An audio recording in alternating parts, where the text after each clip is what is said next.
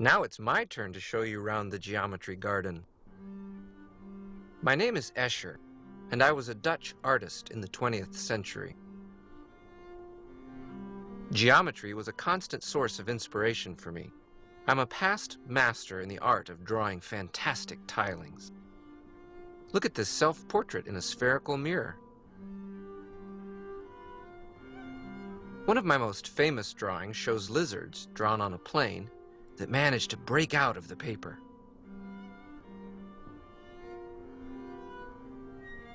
Now, perched on high, they contemplate their previous existence as flat life. To prepare ourselves for life in 4 dimensions, we are going to use the ideas behind both my engraving and a little book published at the end of the 19th century by Edwin Abbott, an English clergyman, called Flatland.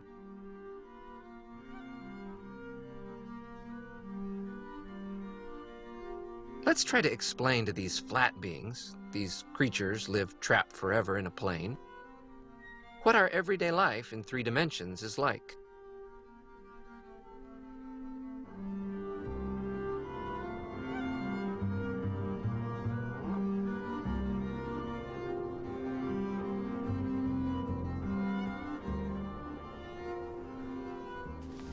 Let's imagine that one of these lizards manages to escape his miserable existence for a moment and climbs out and up onto a viewpoint looking down on his world.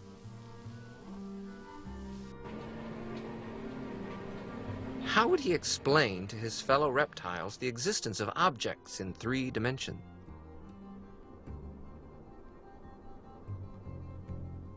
As a first attempt, he could try to pass some 3-dimensional objects through his flat world.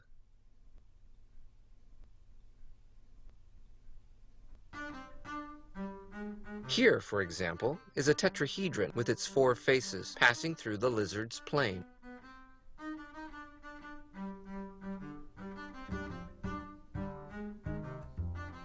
The flat creatures see a green triangle appear suddenly, then gradually shrink away. This is all they see, since their senses are entirely restricted and they cannot perceive anything outside of their plane. Each time that the lizards see these green polygons appear, change shape, and disappear again, they might imagine the form of the object that has just crossed their plane.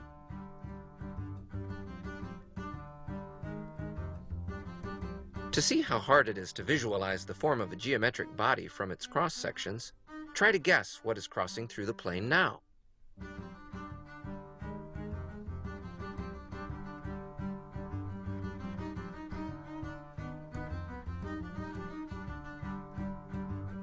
A tetrahedron.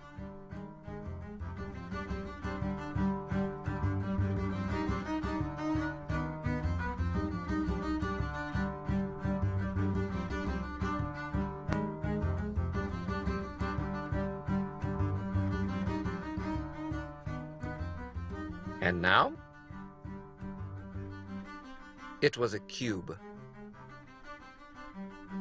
Of course, you have to remember that these lizards don't have the same perspective we have.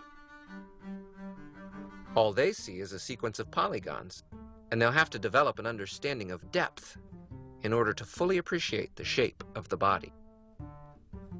And now what?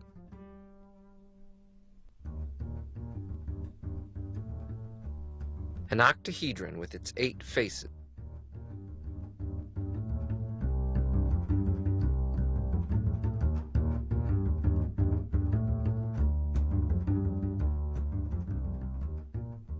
And an icosahedron. It's a solid with 20 faces.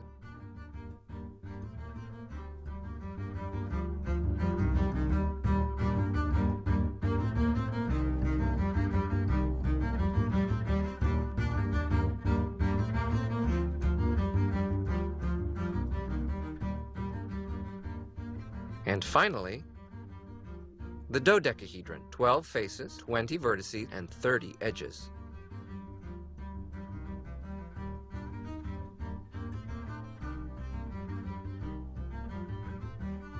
Now we're going to show you some cross-sections, and only cross-sections, and you have to guess the polyhedron hiding behind them.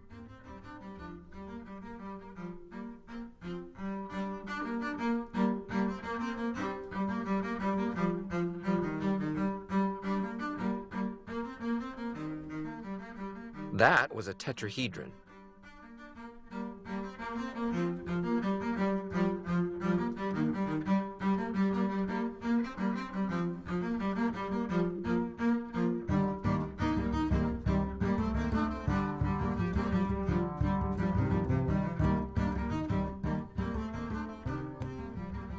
That was a cube.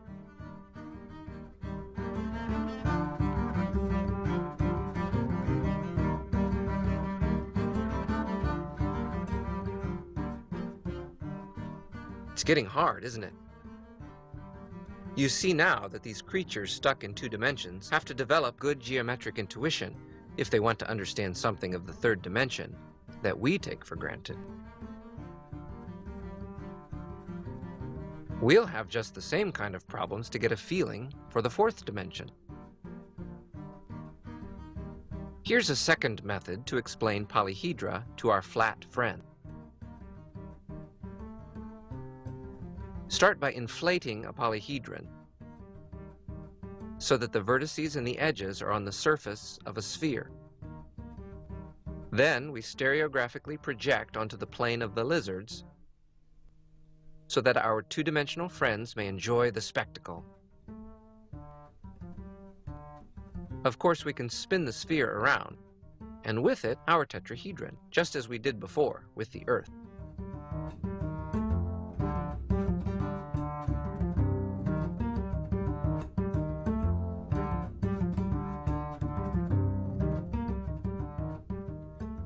Let's take a look at the cube and see how many vertices, edges, and faces it had.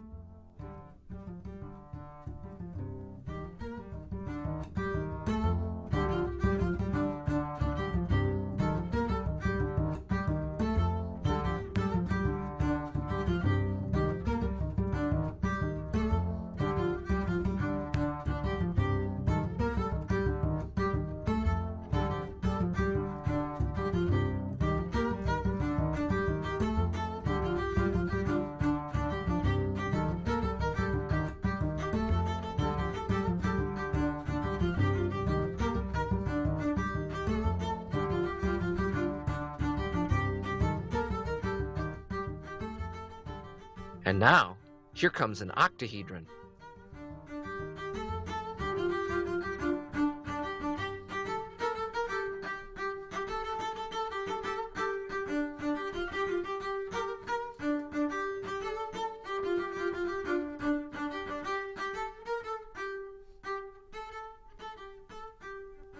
You see the 8 colored faces?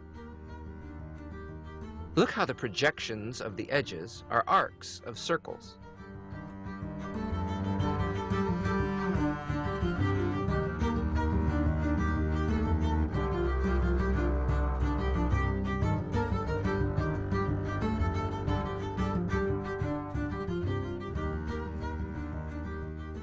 Now here comes an icosahedron.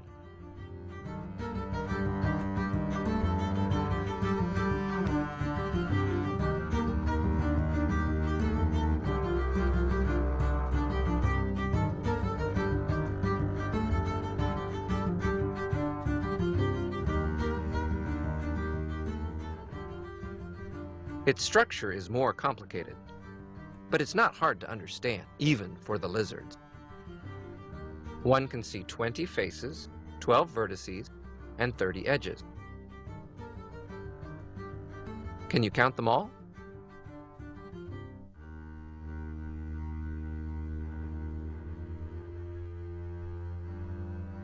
Finally, here's a little geometric jewel, the dodecahedron.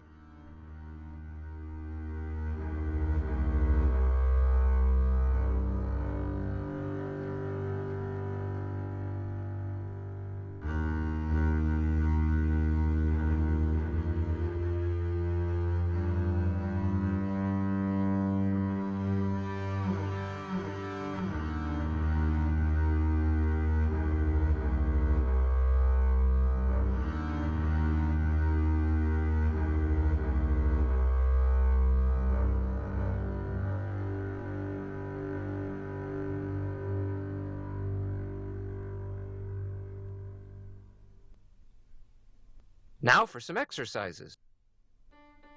Let's take ourselves down into 2 dimensions and try to recognize the polyhedra from their stereographic projection. It's easy, isn't it?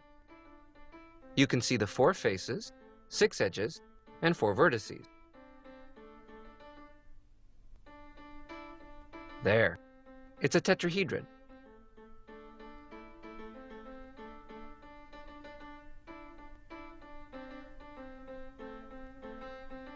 Now, what's this one? 6 faces, each with 4 edges. That's right, it's a cube.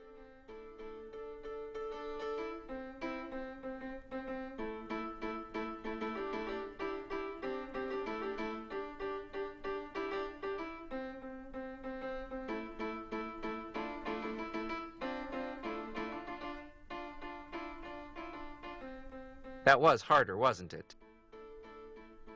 The faces are triangles. 5 edges start out at each vertex. There are a lot of faces, perhaps 20. It's an icosahedron. Well done.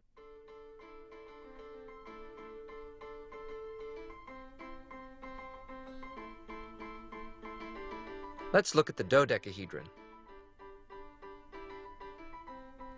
Each face is a pentagon. If we count them, there are 12 faces. 3 edges start at each vertex.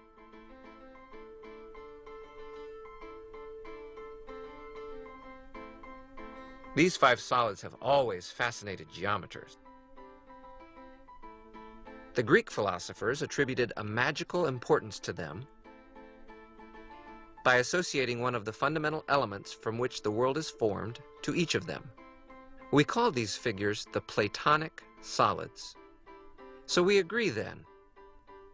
It's not easy to get a feeling for the 3rd dimension when you are flat. There is more than one way to do this, but our stereographic projection gives a good idea of what's going on. Now, let's get ready for the 4th dimension. Prepare your imagination for a workout.